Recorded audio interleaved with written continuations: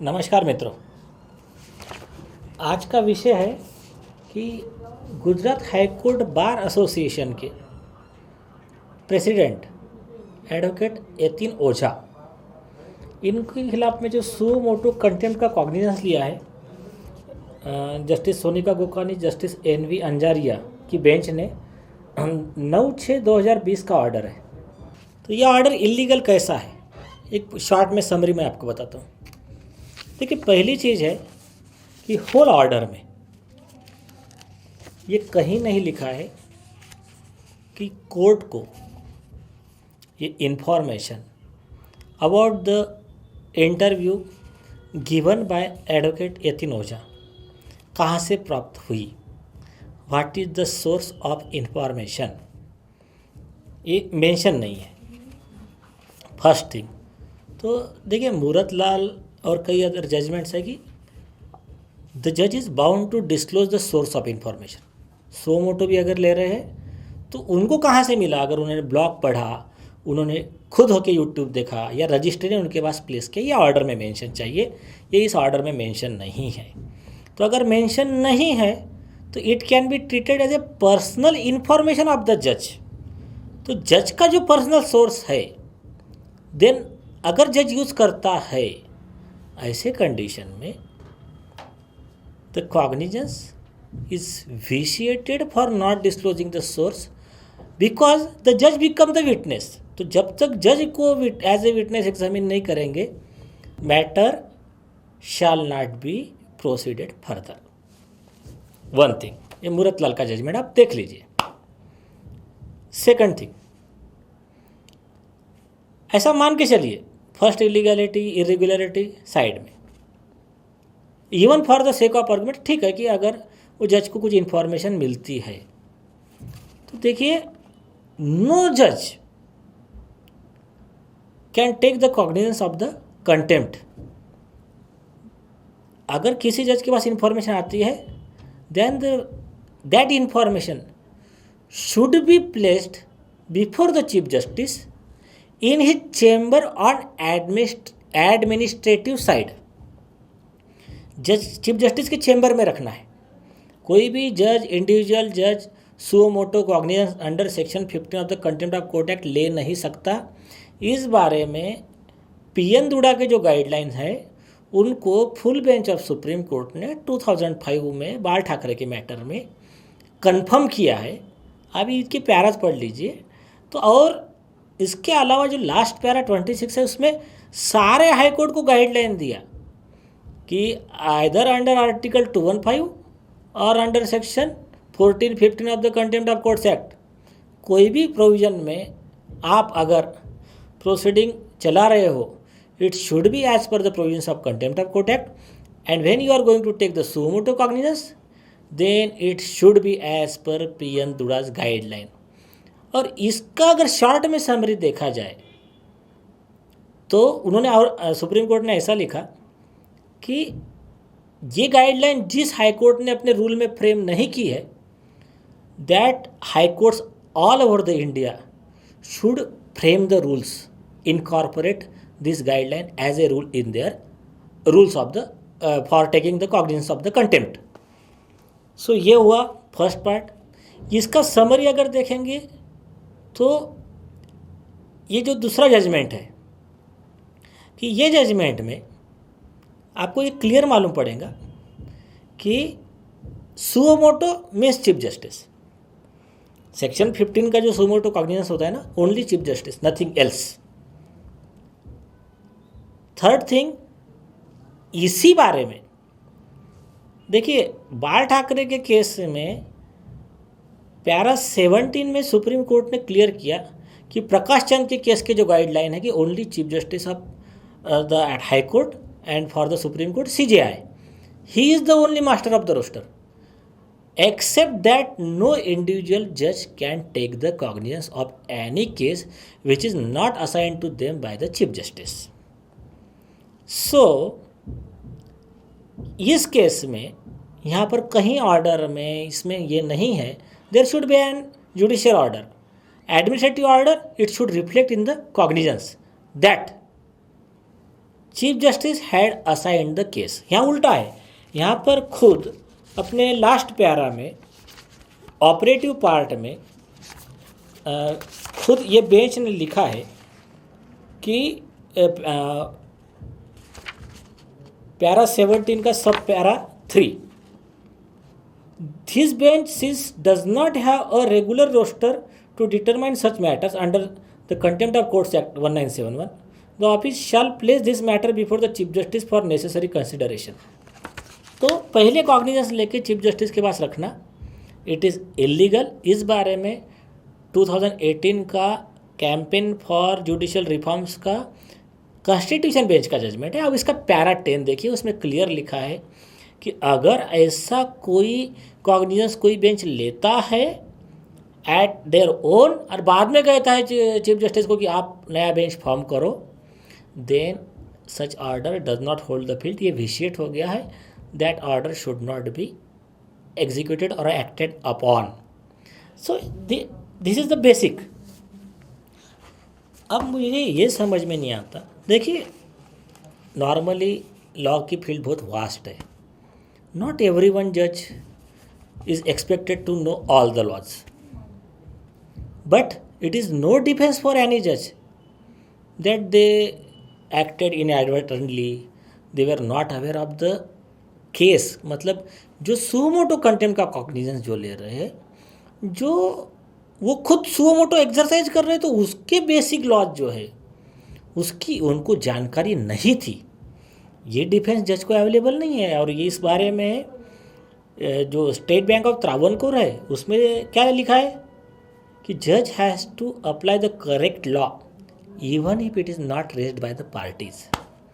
सो ये first part हो गया। इसके वजह से ये जो कॉग्निजेंस है वो इलीगल है, विशिएट हो गया, नल एंड वॉइड हो गया। सेकंड बहुत इंटरेस्टिंग पार्ट है इसका, इस जजमेंट में पैरा 12 में एक रेफरेंस लिया गया ऑफ द केस ऑफ री विजय कुरली। उसमें वन ऑफ द रिस्पोंडेंट मैं था। उस केस का रेफरेंस लेके इन्होंने अनदर रेफरेंस लिया कि डॉक्टर DC सक्सेना 1996 5 SCC 216 के जजमेंट का, और क्या बताने के लिए कि no party has the right to attribute motives to a जज और टू क्वेश्चन द बोना फाइड्स ऑफ द जज और to raise question with regard to the competence of the जज। जिस जजमेंट पे लोग रिलाई कर रहे हैं ना, वो judgment already impliedly overruled है। इसके बारे में आपको अगर देखिए, दो चीज़ें हैं। अगर कोई जज गलत काम करता है, ब्राइब लेता है और या फिर मैलाफाइड इंटेंशन से ऑर्डर पास करता है, उसके प्रूफ्स आपके पास है, एग्जिस्टिंग फैक्ट है, then it is not a contempt करके 2008 में ललित कलिता में जस्टिस रंजन गोगोई ने जजमेंट दिया। उस जजमेंट को 7 जज बेंच, कॉन्स्टिट्यूशन बेंच इन री CS कर्नन में फिर से फॉलो किया। आप ये पैरा देख लीजिए, तो ऑलरेडी ये कॉन्स्टिट्यूशन बेंच का जजमेंट है। सेकंड, जो सुब्रमण्यम स्वामी वर्सेस अरुण शौरी का जजमेंट था, उसमें सुप्रीम कोर्ट के सिटिंग जज उनके खिलाफ में कैसे वर्ड्स यूज़ किए थे, if shame would have been survived. बोले ऐसे नालायक जज के वर्ड्स देखिए उनके, फिर से सुप्रीम कोर्ट में बैठेगा और लोगों की ज़िंदगियां ख़राब करेगा, हमको ये झेलना है, ये करप्ट है, ऐसे उसके बारे में जो लिखा, उस एलिगेशन के बारे में कॉन्स्टिट्यूशन बेंच सुप्रीम कोर्ट ने 7 जज बेंच आपका विल्स ऑस्ट्रेलिया का उसको रिलाई किया 1992 का, और उसको पैरा 12 में देखिए क्या लिखा कि अगर आपकी बात में ट्रुथ है तो इवन ही वो जज का इमेज डाउन हुआ होगा, उसकी लोगों के नज़र में इमेज कम हो गई होंगी, उसके कोर्ट में लोगों का कॉन्फिडेंस कम हो गया होगा, तब भी you are protected from the contempt, it is not a contempt. और जो विल्स का मेन जजमेंट है 1992 का, आप उसका ही पैरा देखिए, उसमें ये लिखा है कि देखिए आप बोलते हैं कि अगर ये बात बाहर आ जाएंगी तो जुडिशरी का नाम खराब होगा। बोले इससे ज़्यादा अगर कोई जज करप्शन करता है, गलत करता है, मैलाफाइड इंटेंशन से काम करता है, उस बात को आप दबाएंगे ना तो जुडिशरी का एक्चुअल में कंटेम्प्ट होगा, वो जुडिशरी का नाम ज़्यादा खराब होगा, लोगों का कॉन्फिडेंस जुडिशरी में कम होगा।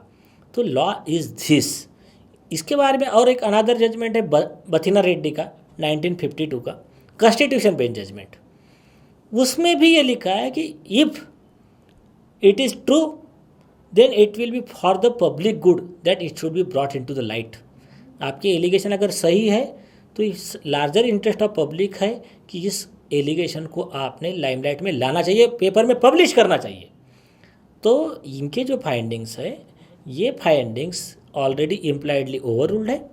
इसके बाद में आप आर.के. जैन का एक जजमेंट देखिए 2010 का, इनडायरेक्ट टैक्स प्रैक्टिशनर एसोसिएशन का।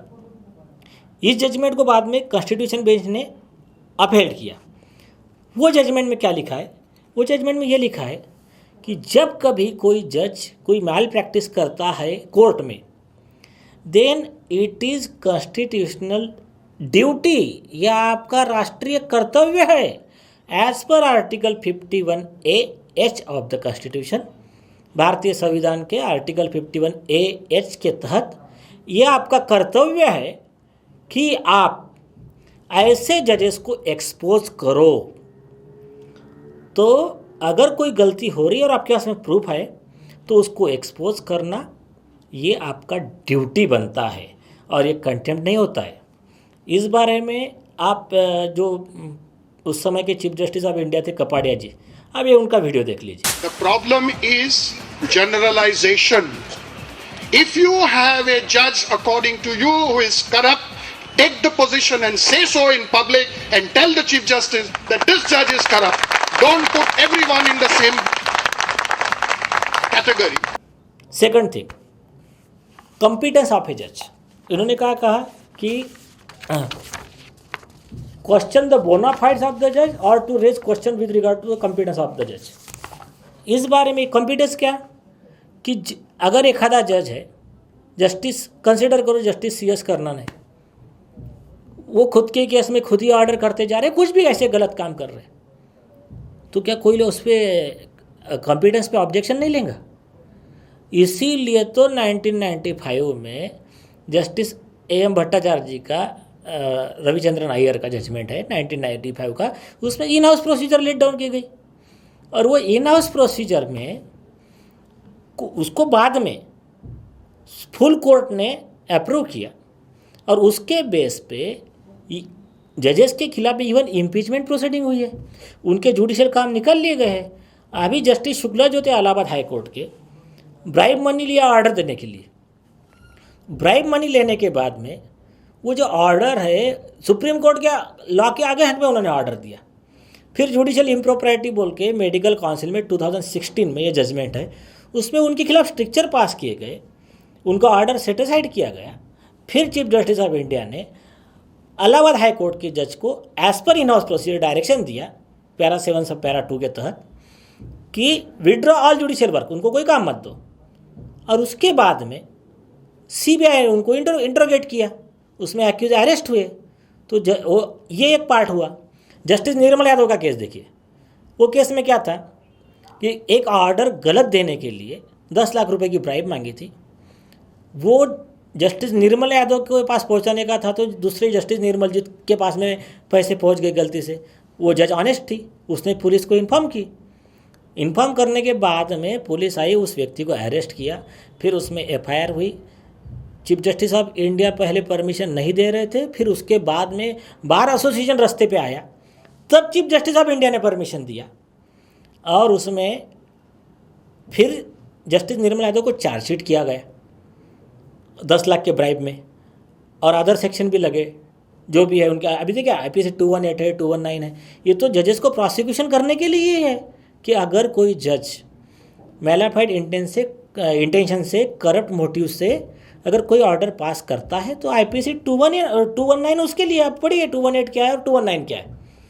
और इसके अलावा अगर कोई जज मैंडेटरी प्रोविजन के अगेंस्ट जाके अगर कोई ऑर्डर पास करता है तो उसके बारे में RR पार्क में क्या लिखा है? इट इज़ प्रिज्यूम्ड दैट जज एक्टेड विथ करप्ट मोटिव। तो ऐसी जो केस है उसके बाद में नेक्स्ट जजमेंट है प्रोफेसर रमेश चंद्रा का, उसमें क्लियरली कहा कि जज अखांदी प्रोसीडिंग में अंटिव हैस्ट मतलब बहुत ज़्यादा जल्दबाजी करता है क्योंकि उसको दूसरे किसी को लाभ पहुंचाने का है। तो मैलाफाइड्स are presumed, mala fide intention presumed है। तो आप मुझे बताइए, अगर वो कुछ गलत काम करे और किसी को उसके बारे में बोलना है तो वो ये बोलेगा, एक आधे जज ने ब्राइब लिया, वो ये बोलेगा कि जज साहब ने पैसे उधार मांगे थे, उसने ब्राइब लिया तो उसको लिखना ही पड़ेगा ब्राइब लिया है। ये कोई ऑफेंस नहीं होता है, ये गलत पोजीशन ऑफ लॉ पे ये रिलाई कर रहे हैं, कॉन्स्टिट्यूशन बेंच का जजमेंट है। इवन 2006 में अमेंडमेंट आया है कंटेम्प्ट ऑफ कोर्ट एक्ट में, उसमें स्पेसिफिक लिखा गया है कि truth is a valid defence. उस डिफेंस को अप्रूव किया है आर.के. जैन में, उसको अपील किया कॉन्स्टिट्यूशन बेंच ने सुब्रमण्यम स्वामी में। और एक बहुत ब्यूटीफुल वर्ड्स है अपने राम सूरत सिंह के जजमेंट के, क्या वर्ड्स है देखिए अभी, कि इफ जज सेल्स द जस्टिस, बोले न्यायपालिका बेच रहा है वो तो उसके खिलाफ में कंप्लेंट नहीं करेंगे। उसमें आगे लिखा कि अगर वो कंप्लेंट करना अगर कंटेम्प्ट होता है तो फिर जो पुलिस उसमें इन्वेस्टिगेट कर रही है, जो सीबीआई इन्वेस्टिगेट कर रही है और जो कोर्ट में केस चल रहा है वो सब भी कंटेम्प्ट के आरोपी रहेंगे कि नहीं तुम जजेस के खिलाफ में बोल ही नहीं सकते। तो ये ऐसे इलॉजिकल थियोरीज लेकर पब्लिक को बार बार गुमराह नहीं किया जा सकता। In fact the judgement of Gujarat high court it itself is a gross contempt of the binding precedents of constitution benches and of the act and the law. This is the thing. One more thing. अब इसमें और एक case में क्या है देखिए, इसका opening कहाँ से है, we expect the appellant to constantly remind himself वगैरह और करके अपेक्स कोर्ट का यतीन ओझा वर्सेस खेमचंद का एक केस का रेफरेंस लिया गया है फर्स्ट पैरा में। किस लिए कि past conduct of advocate Yatin Ojha, कहाँ से आया कोर्ट के पास में ये नहीं मालूम, मेंशन नहीं है ऑर्डर में। इसका मतलब जज ने नेट से सर्च किया या पर्सनल इंफॉर्मेशन कलेक्ट किया, ऐसी चीज़ इट इज़ प्रोहिबिटेड। इस बारे में आप हाई कोर्ट ऑफ ऑस्ट्रेलिया का, यूएस का भी ये जजमेंट देख लीजिए। देखिए, register of supreme court of south Australia versus S 2016 SASC 93, उसमें supreme court of Australia found 2 jurors in a criminal case guilty of contempt. वो जिन्होंने ऐसा रिसर्च किया था, आफ्टर दे कॉन्ट्रावेंट द ट्रायल जज direction by researching trial matters online and discussing the information they found with other jurors. Case से related accused जो है उससे रिलेटेड कोई भी इंफॉर्मेशन तुम वहाँ रिसर्च करोगे नेट पे और उसके बाद में कोर्ट में आके बैठोगे तो तुम्हारे मन में प्रेजुडिस हो गया, तो it is amounted to contempt.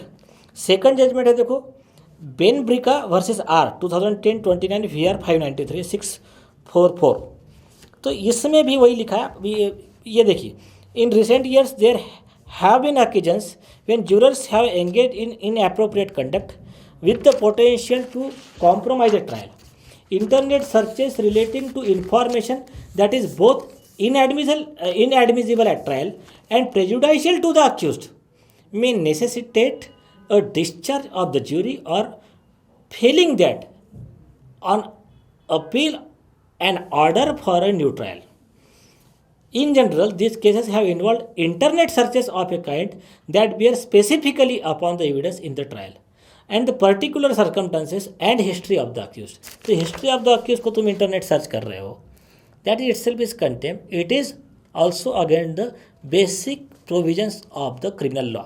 अभी देखिए R.S. शेरावत लीजिए या हंड्रेड्स ऑफ जजमेंट लीजिए आप सुप्रीम कोर्ट के, सब जगह लिखा है contempt is a quasi criminal in nature.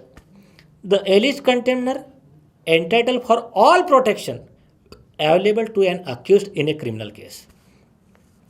सो इसमें जो भी प्रोटेक्शन इनको चाहिए थे उसके अगेंस्ट में जो काम हुआ है that is actually violation of fundamental rights of advocate Yatin Ojha. Next, constitution bench in Baradakanta Mishra, उसमें क्या कहा गया है, court can not take reference of past contempt, they should not prejudice the mind of the जज। ये 59 पैरा पढ़ लीजिए। So each case has to be decided independently because it is a criminal trial. ऐसे condition में जब high court के जज खुद सो मोटो कॉग्निजेंस ले रहे हैं और शुरुआती उनके पर्सनल सर्च से कर रहे हैं, तो it is irregular and highly illegal procedure and Indian Bar Association condemns it in a strongest words. One more thing, advocates है, कॉमन सिटीजन है, एक बात ख्याल में रखिए, injustice anywhere is threat to justice everywhere. आज एडवोकेट यतीन ओझा के ऊपर हुआ है, कल आप पे सब पे भी हो सकता है। और देखिए, गौर कीजिए, एडवोकेट यतीन ओझा एक एमएलए रह चुके हैं, वो एक हाईकोर्ट बार एसोसिएशन के इलेक्टेड चेयरमैन है, कई सालों से वो वहाँ लीड कर रहे हैं, उनके पीछे इतना बार है, उनके साथ में ये हो रहा है, तो कॉमन वकीलों के साथ में क्या अन्याय होता होगा आप देख लीजिए। और अभी भी वक्त है, get united and fight against this injustice. नमस्कार।